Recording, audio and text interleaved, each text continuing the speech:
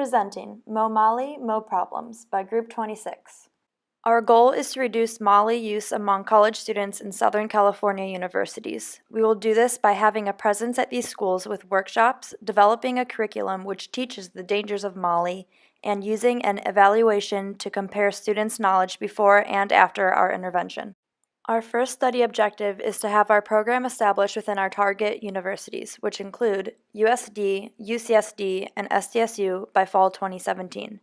Next, we hope that 95% of our undergraduate students will have completed our seminar and will be able to identify the 5 dangers of Mali consumption.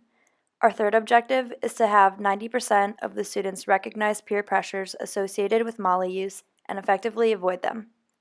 Finally, after having undergone the seminar, 75% of the students will have reported that they intend to avoid the consumption of Mali. The purpose of a conceptual model is to highlight the main outcome that our program plans to measure and further allows viewers to understand the subject that the model itself represents. Our conceptual model is framed initially with the individual's beliefs on the dangers of Mali and their willingness to conform, which is based on peer and subjective norms. The individual's intention to take the drug will dictate whether or not they consume the drug. Now we will discuss our measuring outcomes. Measurements will be made on a subjective and qualitative basis. A survey will be administered to both the controlled and experimental groups.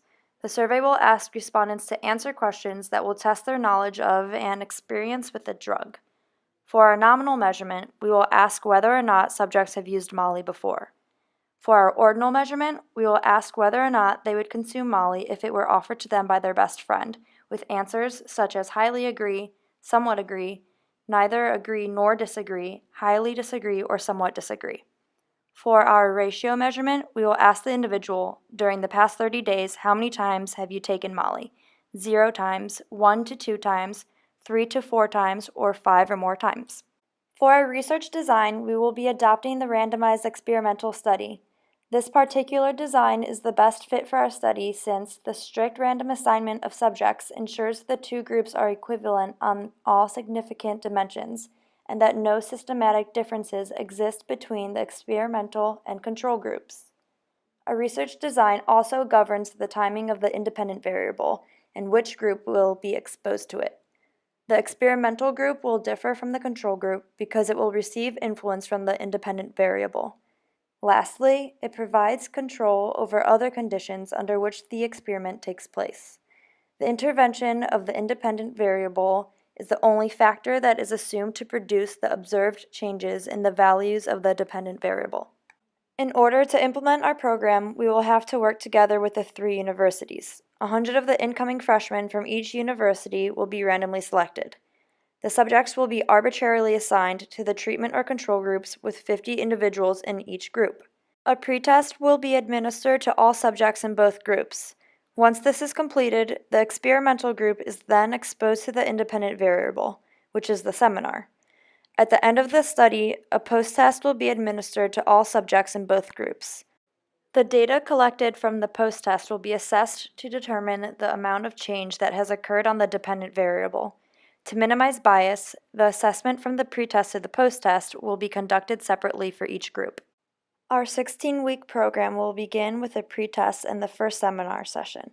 Students will attend a new seminar once every 3 weeks for the remainder of the 16 weeks. At the end of the 16-week program, all participating students will be asked to take a post-test. The results will then be compared, analyzed, and then shared with the school's officials. We will be utilizing univariate statistics and bivariate statistics to analyze our collected data. The major purpose of univariate analysis is to describe. It takes data, summarizes that data, and finds patterns in the data. To do this, we will calculate the measures of central tendency, mean, median, and mode, for each independent variable, knowledge, beliefs, and social norms on Mali use. This will enable us to describe the results and help identify any extreme scores. Furthermore, the calculated values will allow us to extract a meaningful summary of the relationships regarding the influence of the independent variables on the dependent variable, which is the intention to use Mali. A statistical approach provides us with an objective method to doing this. Bivariate statistics is a form of quantitative analysis that involves the analysis of 2 variables, often denoted as x and y. The purpose is to determine the empirical relationship between them. Two types of bivariate statistical tests will be utilized, chi-square and t-test.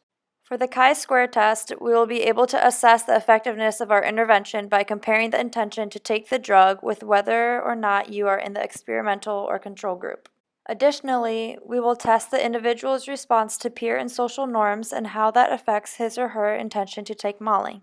We will compare the post-intervention intention to take the drug with peer and social norms offered by the Molly-Likert scale. In order to test the participant's knowledge on the effects of Molly and how it affects his or her intention to take the drug, we'll use an interval measurement. We will then compare the post-intervention intention to take the drug with the individual's score on the Molly Knowledge Assessment. Regression analysis is a statistical process for estimating the relationships among variables.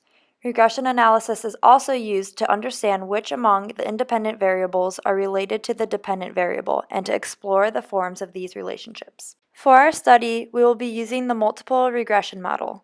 It permits us to simultaneously look at the three variables that have an impact on the intention to use the drug. These variables include beliefs, knowledge, and social norms. The model can explain the mutual relationship that our three variables have on the intention to use Molly.